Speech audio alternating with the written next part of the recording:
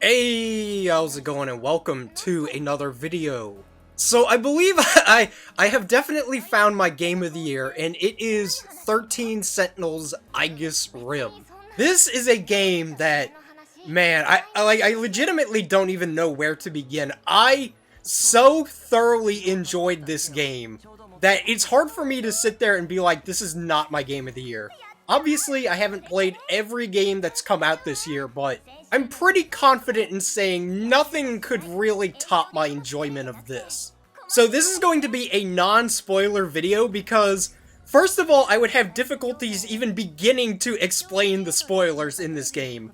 And second of all, it's because I really truly want you to play this for yourself. It's very, very rare where I go full shill mode and I'm like, oh yeah, you gotta buy this game. You should purchase this product. But I am telling you right now, you should purchase this product. It is one of the most unique, beautiful, well thought out, it's just one of the best games I've played in a very long time. And there was a point in time where I wasn't sure if this game would even come out. So here's a history lesson. I had played Vanillaware's previous game, which is Dragon's Crown, and Dragon's Crown is amazing, by the way. If you haven't played it, it's on PS3 and PS4, so I would definitely check out Dragon's Crown. That game is great.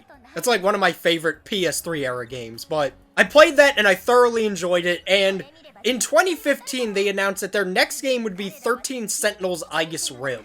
And apologies if I get this kind of timeline of events wrong. It's been so long since some of these details have come out, I've kind of forgotten, what order this shit happened in, but it was basically teased as being this game about big mechas, and, mechas in the Vanillaware art style. I was like, alright, that's gonna be one of my dream games. Because I don't know if you have any of these kind of in your head of these ideas, this is a dream game for me. This is something that I so desperately want to exist. But just the idea of something having to do with giant mechs in the Vanillaware style was like, oh yeah, give it to me, baby. And then I remember there just being these years of lulls of nothingness being told or announced or showed off.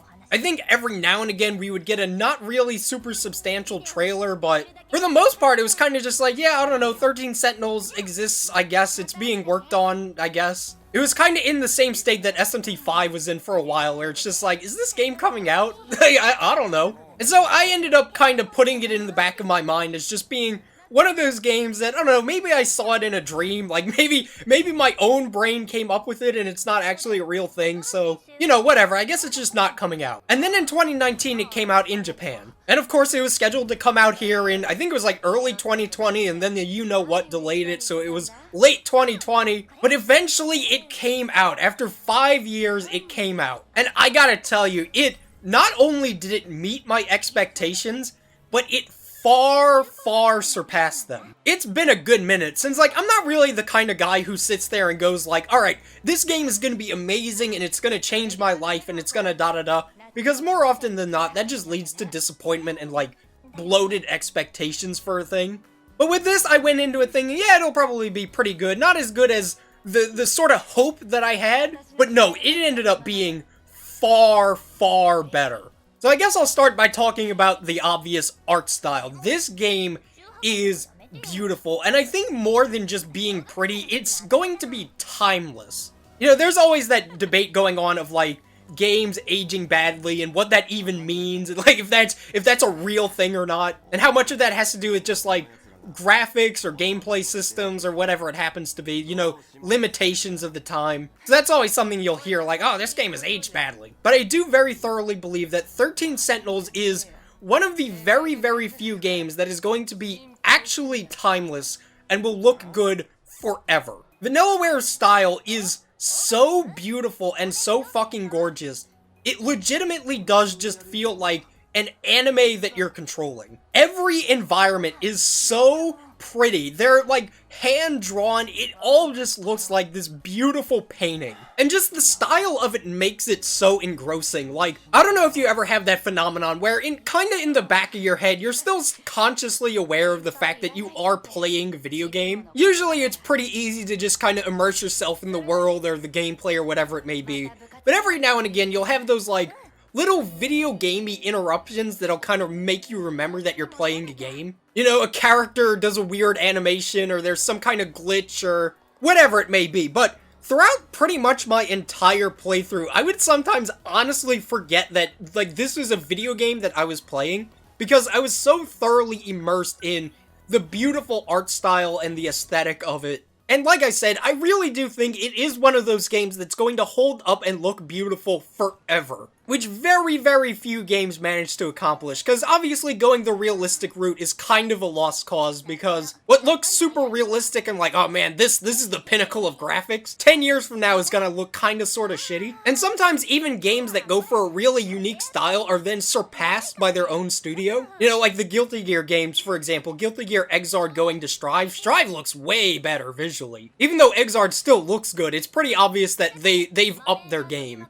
But yeah, it's just such an amazingly beautiful game. I can't praise the art of it enough. Vanillaware are fucking masters of their own craft when it comes to that. So I guess I'll talk a little bit about the actual gameplay, and when I first saw the gameplay of this, my mind was kind of like, oh, what? Because in my head, what I was visualizing was essentially Dragon's Crown, but with mechs. And that's obviously my own fault, but in my head, I was kind of visualizing, you know, like a 2D beat-em-up sort of game where you control and upgrade these giant mechs. And so, when I first saw the gameplay, like the mech gameplay, and it's this top-down, kind of sort of abstract, like, RTS game, I was like, oh, wait a minute, that's a little different. But the game is basically segmented into two different modes. There's the top-down, real-time strategy mech combat. And then there's the 2D adventure, like, visual novel kind of puzzle-solving game. Puzzles is maybe a strong word. There's a couple of brain ticklers in it, but in general, it's more about talking to people, learning certain keywords, going to certain places. But as somebody who's not particularly into visual novels, I just have, like, a really small brain, and it's hard for me to stay focused on just words like that. Especially considering how long those things get, But I found this was a pretty good compromise, because there's still gameplay involved, you still control a character, you still can choose to talk to certain people. And as for the actual mech combat itself, like I said, I was a little bit taken aback by it at first, and my biggest kind of worry was just the abstract sort of feeling it all had.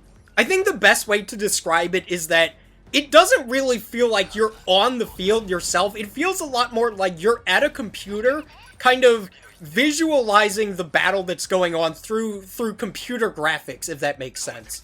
You know, for anybody who's seen Evangelion or Code Geass, it kind of reminds me of that.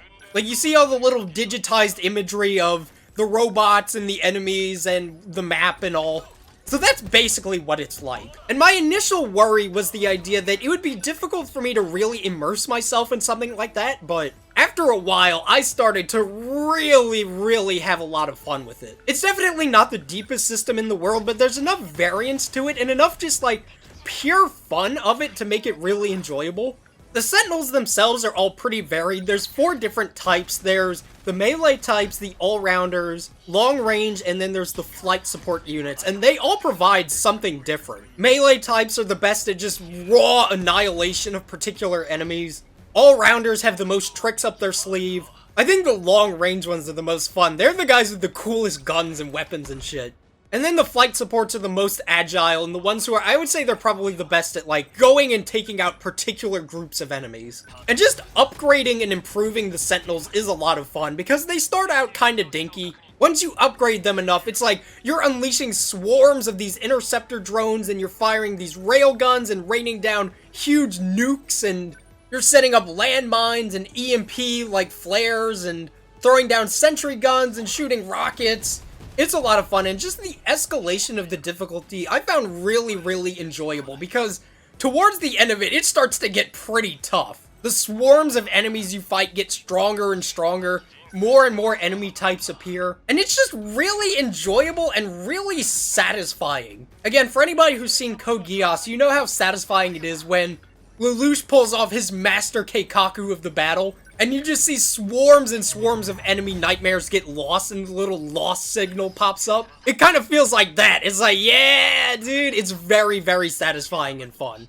So once you start to get past the kind of sort of abstract nature of what's going on, it becomes a lot of fun. It really does feel like you're the one commanding these Sentinels, from your own little computer screen or TV or whatever it may be. So yeah, the gameplay, I enjoyed it a lot, more than I was probably expecting to. And now we come to the story, and I am not going to spoil the story at all. I really do feel as if you should experience it yourself. Maybe at some point I'll make a video talking just about, like, the story as a whole, but I don't even want to give you guys the opportunity to spoil yourselves on this video. But I will say, this is the most invested I've been in a video game story in a long time. And I'm not talking, like, passive interest of just, oh yeah, what's going on? That's kind of neat, but genuine yearning to play the game and find out the story and just figure out what's going on. It really is one of the most intricate, complicated video game stories I've experienced in a while. Again, no real spoilers, but I'll try to give the most basic rundown of what's going on. 13 Sentinels is a story about time travel, and I am a big fan of time travel, especially time loops. You know, stuff like Majora's Mask or the Bites the Dust arc in JoJo Part 4. I just find time travel such an interesting concept with so many possibilities and so many ways to screw it up. But this really is one of the best time travel stories I've experienced in a long time. And it is super complex. I mean, there's like this glossary, it's kind of like this little wiki built into the game that has articles on everything ranging from cans of soda to intricate time travel concepts and fleshed out character bios, which is really, really appreciated because, man, it gets confusing. But it's great. It's such a complicated web of character relationships, different time periods, how certain characters, like, relate to one another, the secret significance that some characters have, what characters know, what they don't know. And there's just so many twists and turns throughout the game. You know, the second you stop and think, alright, now I've got it figured out, I get what's going on. No. No, you don't. You don't. And it's been a while since something has kept me on my toes like that, because you know, I've consumed a lot of fiction, I've seen a lot of video games, a lot of anime, and you start to kind of figure out certain patterns and just like, the way people write things, you start to realize like, oh, that character has greater significance, this character is evil, that character is probably gonna end up doing this. You know, you start to just kind of visualize the story before it ends up happening, but all throughout 13 Sentinels, I was taken on a fucking roller coaster ride. And every time I thought that the ride was starting to slow down, it would just go way faster. It was one of those kinds of stories where I would wake up and I would take my shower and just, the entirety of my shower thoughts consisted of theories about the game, about character relationships, about what one character wants, what happened to another. And it was just so good. Like I said, I really do feel like you should play it for yourself just to see the fucking madness that is the story. It's so fucking good. I think this is legit one of my favorite video game stories now. And I'm usually somebody who's like, stories for me tend to take kind of a backseat. I'm usually a lot more into characters and settings and world building. That kind of stuff just tends to leave a longer impact on me. But no, for this, it was absolutely the story that I was the most invested in. And of course, what's a story without the characters? And I really, really enjoyed this cast of characters. But the game essentially revolves around the 13 main characters, and each one has their own little story going on. And it's just such a tangled web of character relationships, knowledge about certain characters. Of course, when you throw in the time travel, that makes it more complex. And it really is a great cast, but again, I'm kind of limited in how much I can really talk about these people without, you know, fucking massively super spoiling the whole game, but for a quick rundown on some of my favorite characters, I really, really enjoyed Miura. Miura's awesome. He's like this kind of stoic guy from the 1940s who was fighting in the Pacific War. And then he ends up in 1985 and has to adjust to the people and the culture. And learn to deal with the reality that, oh fuck, Japan super lost the war. And his interactions with the rest of the cast are really enjoyable. I like Miura a lot. Then there's Yuki, who's really cool. Yuki takes no shit from anybody. She's strong-willed, doesn't take shit from anybody, cares a lot about the few particular people she does like, and her interactions with the playboy Amiguchi are really funny. That's another thing that I really liked about this game, was just the various romances going on between the characters, and I'm usually not a guy who's really super into that at all. It's definitely not something I actively seek out. Like, I'm not really into shipping and all that.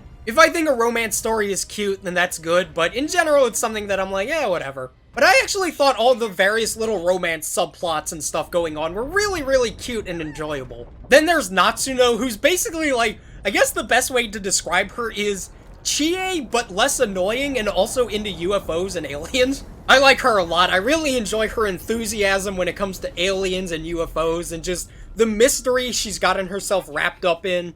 And her friendship with the robot BJ. Yeah, his name is BJ. It's kind of unfortunate, but... And I think my favorite character is Ogata. Now, I will say straight up, most of my enjoyment of Ogata is basically from the fact that he's kinda just Josuke from JoJo Part 4. They look the same, they act very similar. I would say the major difference is that Ogata has a lot more of kind of like feminine energy inserted into him. He's a little bit more sweet and kind of shy in certain situations, but yeah, I really, really enjoyed Ogata. I would say he's probably my favorite character, but it's a really good cast. And like I said, it is difficult to talk about the whole cast without spoiling the fuck out of it. Maybe at some point I'll end up doing like a 13 Sentinels tier list that has spoilers, but it's a really great cast, and it really is just the mystery surrounding what's going on that makes them so exceptional. Because there's so much more to what's going on in them as people than what they let on. And so it's really interesting to just figure out the mystery of what's happening, what's really up with these people,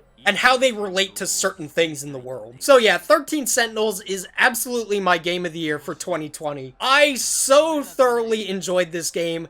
And I would highly, highly recommend it, with the caveat that it is a little bit unique. That's definitely not a knock against it. It's better to be unique than, like, really standard and boring, but I can see there definitely being some people that it's just not for, because it is, like, a visual novel, kind of, but also adventure game where you control mechs from a top-down perspective. And I can see the story and presentation of it being a little bit obtuse for certain people, but if what I've said so far sounds appealing to you, you know, the art style, the mech combat, the characters, the time travel, the story, if anyone one of those things sounds appealing to you, please buy this video game. It is so fucking good. It's unique, it's different, it's thought-provoking, it's fun, it's very complex. So I give it a wholehearted recommendation. I thoroughly, thoroughly enjoyed it. Definitely my favorite game of the year. It's one of my new favorite PS4 games just in general. And it's really something that I feel like deserves a lot more love and attention. So yeah, check it out. I really, really love 13 Sentinels. It is my game of the year for 2020. But yeah, thank you all so much for watching. I'll see you guys next time.